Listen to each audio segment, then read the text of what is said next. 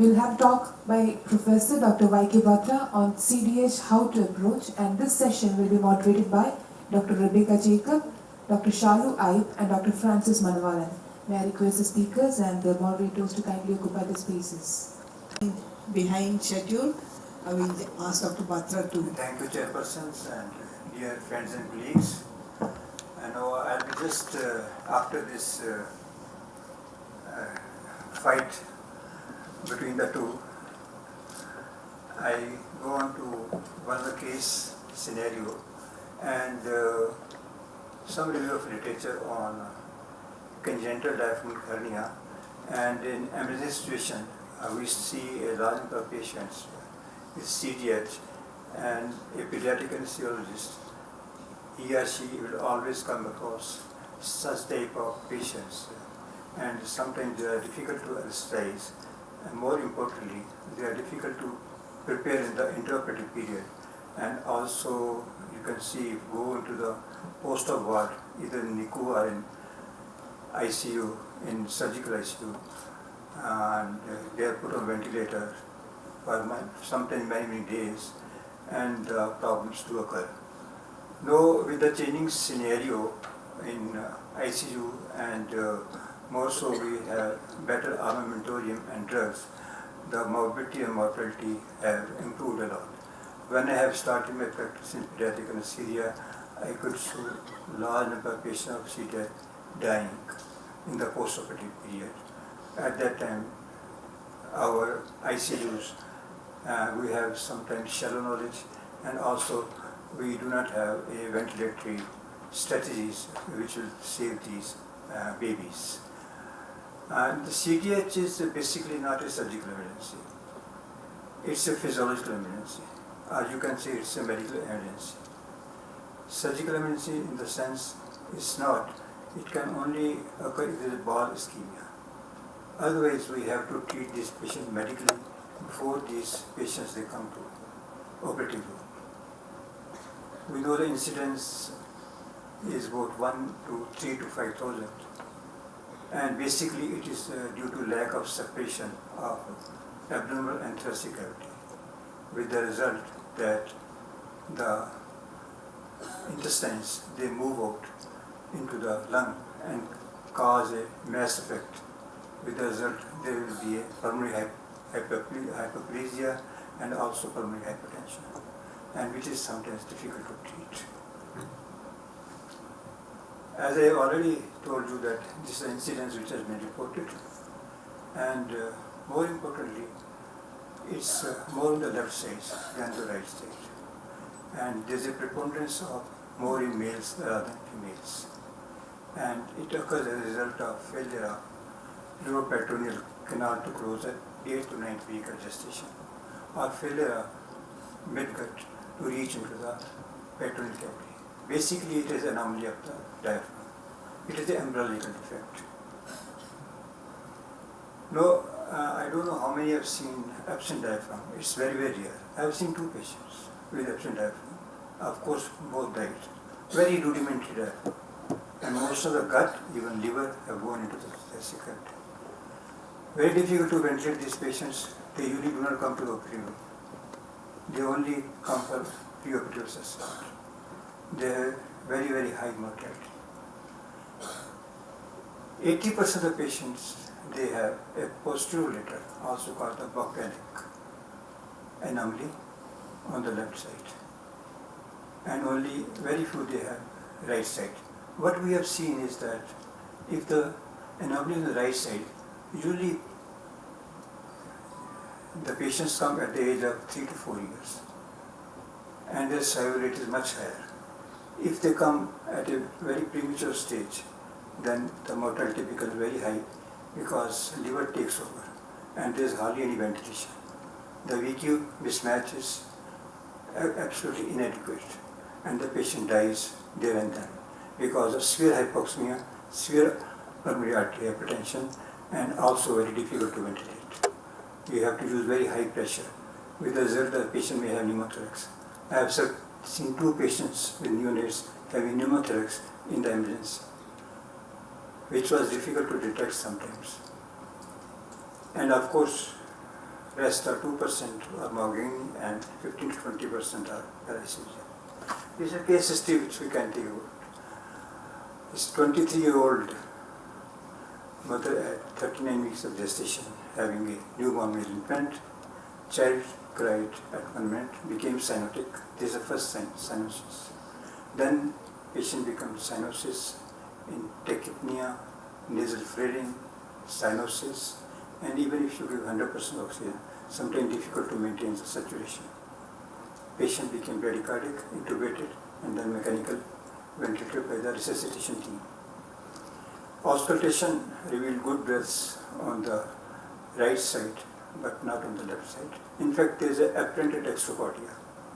You can see good sounds on the right side rather than the left side. Of course, one has to put an NG tube, insert it, do suctioning, and then of course baby can be transferred to neonatal intensive surgical unit or NICU, wherever the facilities are. Physical, you will always find a scaphoid abdomen and barrel-shaped chest, and there is a displaced heart spots. In all investigations have been done at the same time as soon as the patient reaches, and you will find patient will have a severe acidosis, both respiratory and the metabolic. And at the same time, patient will have a low pH. This is the basic scenario these patients have. Most of the CBC is okay. There is no problem about CBC. Calcium may be low, potassium might be high. Out of 10 patients of CDH, you will find a potassium of more than 5.5. The reason is not clear why these patients have not even renal shutdown, but potassium is high. Then there will be hypoglycemia, and in some patients there will be hyperglycemia too. And chest X-ray revealed, which is very, very clear, that this patient is having diaphragmatic hernia. This type of chest X-ray you will see, patient will have absent lung markings on the left side, and the whole mediastinal is shifted towards the right side. And one can find the loops of ball in the chest. If it is on the right side, then you will have liver. Now, how do we do it? Before we know how to do it, I'll just tell you some of the basic scenarios in congenital diaphragmatic hernia and what is the literature said about it regarding his morbidity and mortality, and also how much FIO is required in order to save these children. Of course, I have just told you, these are the classic triad systems at birth if the patient is having CDH. If patient detected during the birth time, sometimes the patient came late, but at that time the diaphragm anomaly is very narrow. It's not apparent, but later on when the patient's pulmonary hypertension grows up, then patients come with increased work of breathing and tachypnea, increased heart rate and increased respiratory and admitted to the surgical emergency area. We of course early intubation is done particularly in these babies who have cyanosis, nasal flaring, respiratory problem, and of course at the same time put a gastric tube to decompress the gut. And more importantly, surgical exploration is only done when the patient is hemodynamically stable. All types of monitoring can be employed in such patients. More importantly is ECG, NABP, temperature, capnography. It's important to have a pulse oximeter, arterial catheter, ABG monitoring, and temperature. So it will be just like a advanced hemodynamic monitoring. And some centers even use non-invasive cardiac output in order to determine, because these patients have almost 50% of congenital cardiac anomalies, whether AST, VST, PDA, and all of it.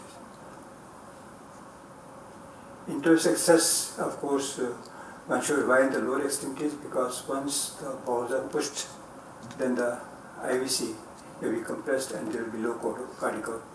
So it may not give you the accurate reading. But CEP is absolutely essential in such patients, because you can measure this CVP at the same time in the post-operative period. If TPN is required, one can give it. Of course, technique, I'm not going for TUR I'm only going that these two are complementary to each other, TIVA and inhalation anesthetic agents. So in this scenario, you have to give both. But as far as endo, one should avoid. In fact, nitoxide is almost going to be outdated, particularly in small babies, in pediatric anesthesia and also in cardiac. Time will come. But only thing is regarding TIVA, that's a good choice. But as Madam says, that it's an expensive feature. The question is whether to use a cuff tube or non-cuff tube. That will come into the discussion later on. But many of the surgical centers abroad, those patients who are going to in the neonatal nurseries, they will employ a cuff tube because these patients have to be ventilated for a prolonged time and prevent hypothermia. As far as possible, one should use a permissive hypercapnia technique, but pH should not go more than 7.2 in such patients. One can use a PEEP of about 2 to 4 centimeter water, but sometimes it's very difficult to maintain saturation. That's important. I have seen numerous cases, particularly in the intraoperative period too, that difficult to maintain saturation to more than 80% sometimes. So at that time, if you increase FA2, that means we're going to cause more mortality. That's the predictor of mortality. If your oxygen index rises more than 40, that means there will be more injury or hypoxia-induced injury to the child. That will cause worsen of the patient's condition. Fluid management, everybody knows, there are different fluid regimens that are being applied. Even some people even use colloid also in the neonates, but I have not used colloid. We are using only isolate P or N/4 solution or isotonic saline in such patients. Of course, if the hemoglobin less, mostly in these patients, the hemoglobin, they are in fact something polycythemic. I have seen hemoglobin of more than 15, 12 to 15 is the range in such patients. There is no problem in TLC, DLC, everything is fine. There is no abnormal coagulum. Only problem is glucose, when one has to check glucose in the intraoperative period. Sometimes it may go below 50, move below 40, that one has to rely. And more importantly, hypothermia should be avoided in such patients. Of course, I've seen 3 to 4 patients on pneumothorax intraoperatively, which was sometimes diagnosed very late. More importantly is many times see the patient is wheeled from the ward to the operating room with the help of a AMBU bag. Is such patients, and that time if a junior resident or a person who doesn't know how to intubate a neonate, then he might overpressurize it. And since these lungs are quite viable by pneumothorax, it can cause more damage rather than good. So volutrauma. And in neonatal volutrauma occurs, it will produce a lot of inflammatory mediators and it will cause further lung injury. That's the major problem in such patients. And our mortality and morbidity will go up. So importantly, why the patient they go into prolonged ventilation is the role of pulmonary hypertension. Many patients you will see different drugs have been employed. Centers which have nitric oxide, they use also nitric oxide, but milrinone and this prostacyclin, they are often given in such patients. Postoperatively, of course, we have to see the size of the effect, and more importantly is all these patients in the first few hours or even first 24 hours, we always give fentanyl, midazolam, and sometimes relaxants in the early phase because sometimes they are not able to maintain the saturations. And it's important that we use, in those scenarios where the PAP pressure is more than 30, a lung protective strategy. But what we have seen is that in patients in neonates, if you use permissive hypercapnia, of course those patients, those NHs which have high frequency oscillations, that is also a good modality. But those do not have, and using an ordinary ventilator device, then they may cause sometimes damage.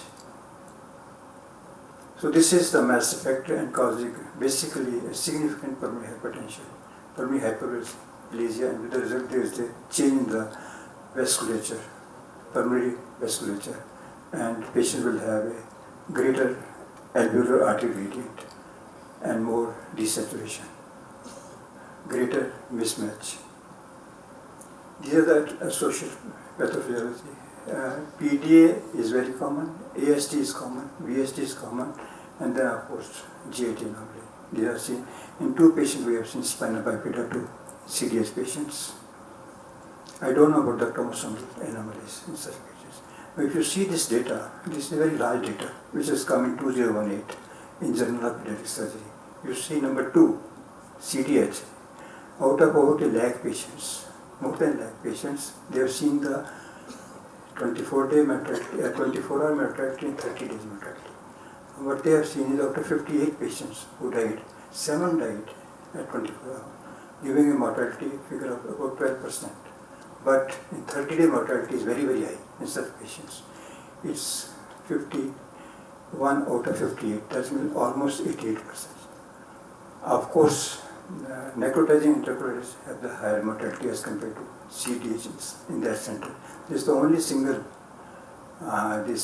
center where this data has been put into the Journal of Pediatric Surgery in 2018. So 30-day mortality is almost 60% in such patients out of, 88% out of 58. So very high mortality because these patients tend to have pulmonary hypertension and they are difficult to regain. More importantly, I think diagnosis can be accomplished with the ultrasound. That will give us the prognostic index, what is, and this can be done if we know the lung head ratio. In ultrasonography, if we use a lung head ratio and if you see the lung ratio is less than 5, the mortality becomes very, very high. And this ratio is very commonly used to know the morbidity and mortality of such patients. And this is a figure if you see here. If the OI ratio, that's the LHR ratio, lung head ratio in percentage is less than 15, then the mortality is extreme. Patient survival is 0. So that's the medical emergency that we are facing with. Although we have not done surgery, but this is the mortality. Fetal intervention lately has been done, but there is not much of evidence. Only here you have to put a balloon. You have to put a balloon into the trachea, with the result that it will not tend to cause more water. It cannot be released, and the lung size enlarges. So lung size will not shrink if you are not using a balloon. If you are not using a balloon, using a balloon. So with the result that chances of pulmonary hypertension will be less. This has been tried, and there are a large number of case reports, but very less series. And the evidence suggests that it is not recommended. The evidence at this time is not confirmatory or insufficient. So everybody knows about the management of pulmonary hypertension. I will not go into that. And more importantly, these patients go into an increase afterload. So with the increase afterload, milrinone is often given. Sometimes they go into the right heart failure in the postoperative period. So at that time you have to manage this patient very meticulously with fluid restrictions and giving some supportive drugs. So another important indication of extracorporeal life support indication is that these patients may go in, although the morbidity and mortality becomes much less as compared to those who are not having ECMO. And these are some of the indications where the severe acidosis, we are not able to maintain the saturation, and systemic hypertension, hypertension which is resistant to fluid therapy, or when there is elevated electric levels. And surgery, I have told you that it can only plan if there is a good cardiovascular stability in such patients. Adequate urine output, patient is normotensive, and adequate oxygenation if as far as possible, and the pulmonary artery pressure is systemic artery. These are indications of surgery, but sometimes it is not true. You have to take these patients. Another important is risk factor. Can you find out the risk factor with this electrocardiography? With the echocardiography, we can find out what are the risk factors in such patients where there is a cardiac dysfunction or large lung-to-head ratio. But is the anesthesia can cause mortality in such patients, and there is a very good study which has appeared in pediatric anesthesia that there is no role of anesthesia as far as mortality is concerned. Whether in terms of perioperative fluid therapy, whether in terms of traditional anesthesia, whether it's good TIVA or inhalation agents, there is no much role. So outcome, this very good study where they have seen 35 patients who were operated for diaphragm hernia, and they have seen the quality of life. How does these patients behave? And this suggests that quality of the life doesn't vary much, and most of these patients they survive, and they may have some gastroesophageal reflux. Otherwise, once they are being operated and discharged after 30 days, then it's okay. So one important study which has come, which has turned up in notice that if you are giving a higher FiO2, that is 1, in the beginning, then the chances of mortality are very high. The lower FA concentration to less than 0.5, the morbidity and mortality in such patients will be less. So outcome depends upon the good surgical technique, good know-how of the anesthesiologist. It's a good team effort, and the mortality is nowadays between 10 to 30%, and if you are using ECMO, the morbidity and mortality is far better. Anesthesia doesn't play as far as morbidity and mortality is concerned, but it should be very safe anesthetic. You can use high dose fentanyl and avoid nitric oxide, avoid hyperventilation, too much PA pressures, and at the same time keep this patient in the ventilation in the post-op period till pulmonary hypertension improves, and then these patients can be safely transferred to the ward. Thank you very much.